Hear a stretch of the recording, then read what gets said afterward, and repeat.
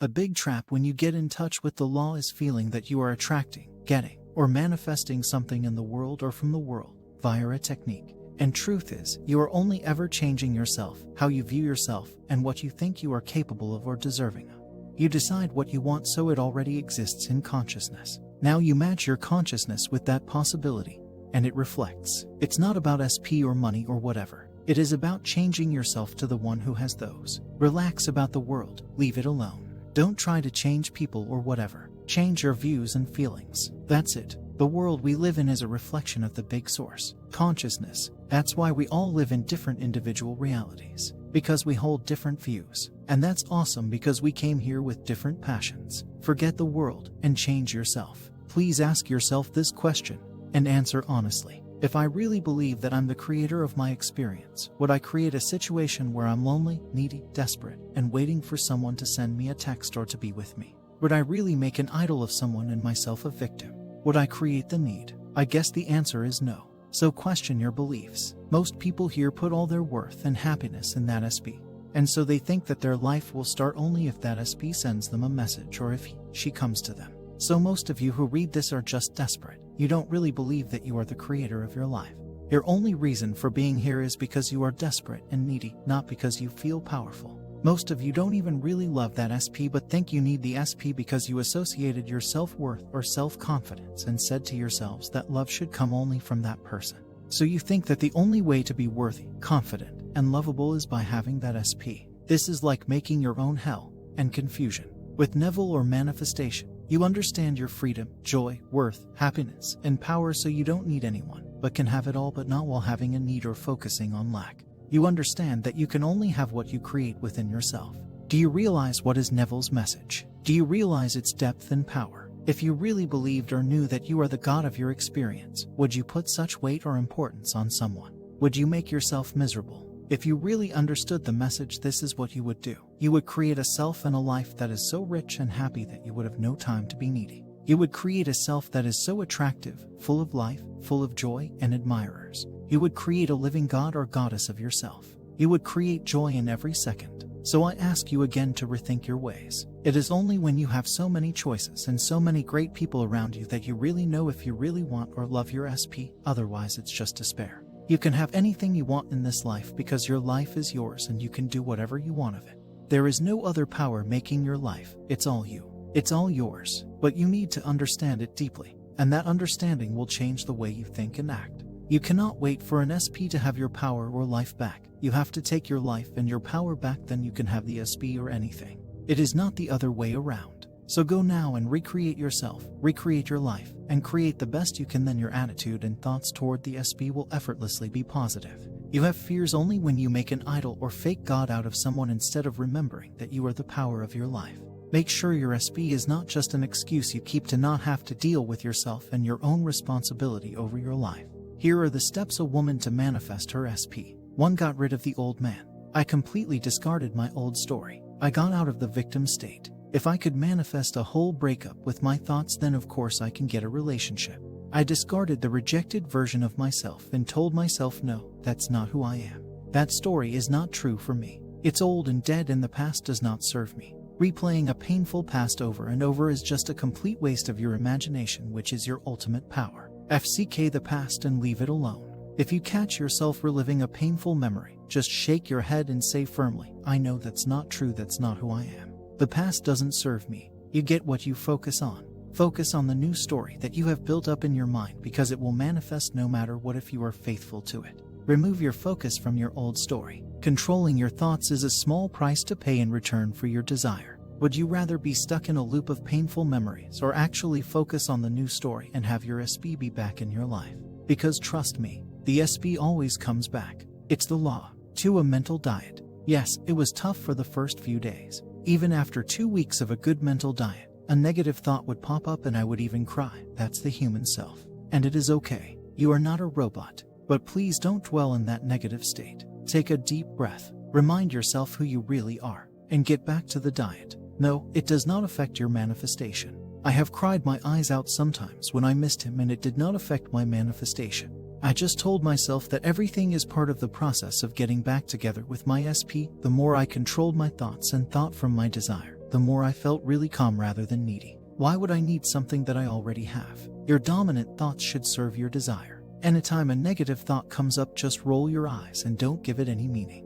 I would also like to add that it's normal to have doubts. You can be in a state of fulfilled feeling so blissful and happy, and then suddenly a doubt pops up. Is this all even real? Or am I just fooling myself? It's happened to me, so I know. Trust me, I do. It's just your rational mind or your conscious mind, the logical side of your brain. Tell it to take a backseat and let it know you are in control. Using your logical mind to ask yourself how it will happen or when it will come about is a complete waste of time.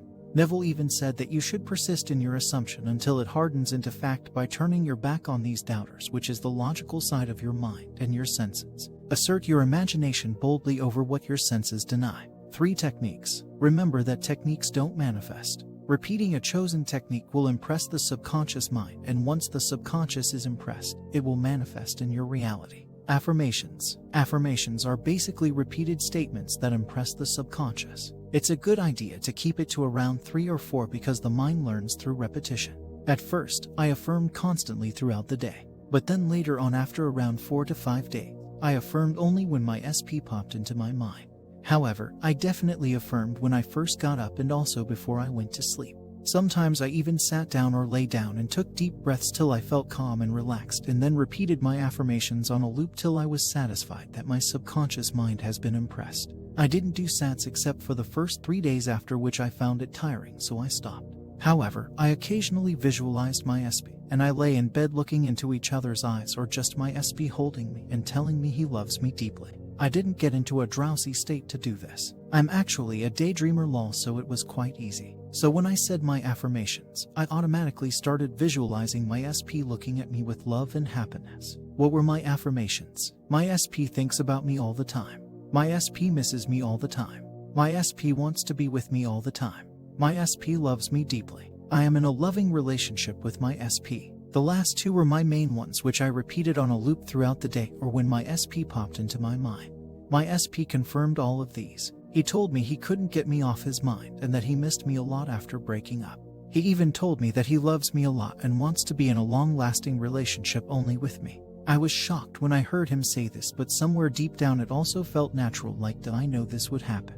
My other affirmations were general. My thoughts create my reality. I am the god of my reality. My affirmations are always working and my SP is always conforming. The affirmations should be personal to you. I did not do mindless affirming. I actually felt what I was affirming even though I did not actually believe it at first. All of that will come naturally. Don't keep changing your affirmations. Remember that the mind learns through repetition. Also, use affirmations that resonate with you. Don't copy them off the internet or use someone else's just because it worked for them if they do not feel natural to you. Remember, you always get what you focus on. 4. 3D. While I was in the process of manifesting, my SP didn't even once text me or call me or reach out to me. Literally, there was no movement. However, I kept on persisting in my visualizations and affirmations. I told myself that no, this is not my reality. I know that my SP loves me deeply, and that he is constantly thinking about me and missing me. I completely believed and thought from my desire that I am in a happy, loving, and long-term relationship with my SP.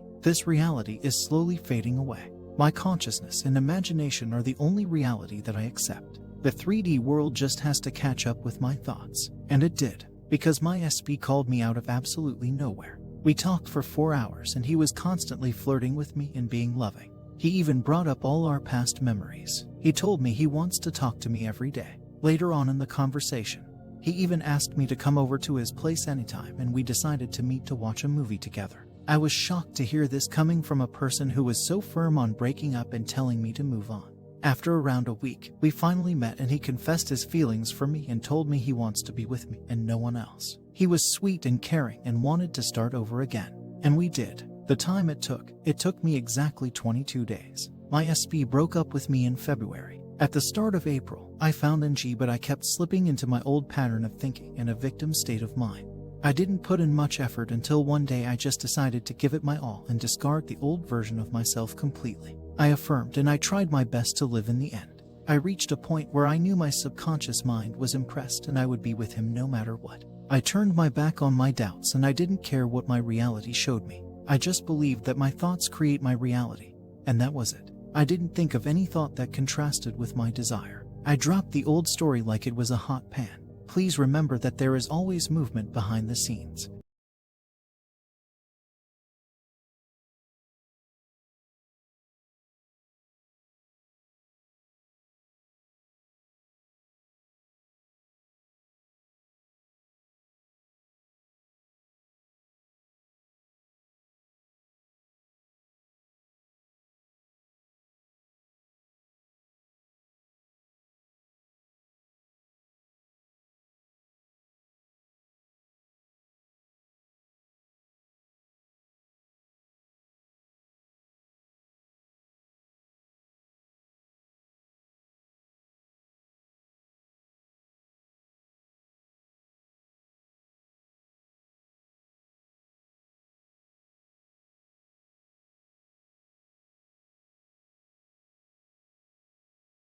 Just because you don't see it in your 3D doesn't mean that it's not there. I hadn't talked to my SB in 3 months and all of a sudden he was there. Your thoughts are always shaping your reality. The power of your imagination and subconscious mind can move not one but 1000 people to get you your desire. You don't have to lift a finger. Just trust in the process. You don't feel the need to react to 3D when you know that your imagination is the only reality. Your imagination is just as real as 3D. Would you rather go within and focus on having a beautiful relationship with your SP or focus on the 3D and keep telling yourself that there is no movement?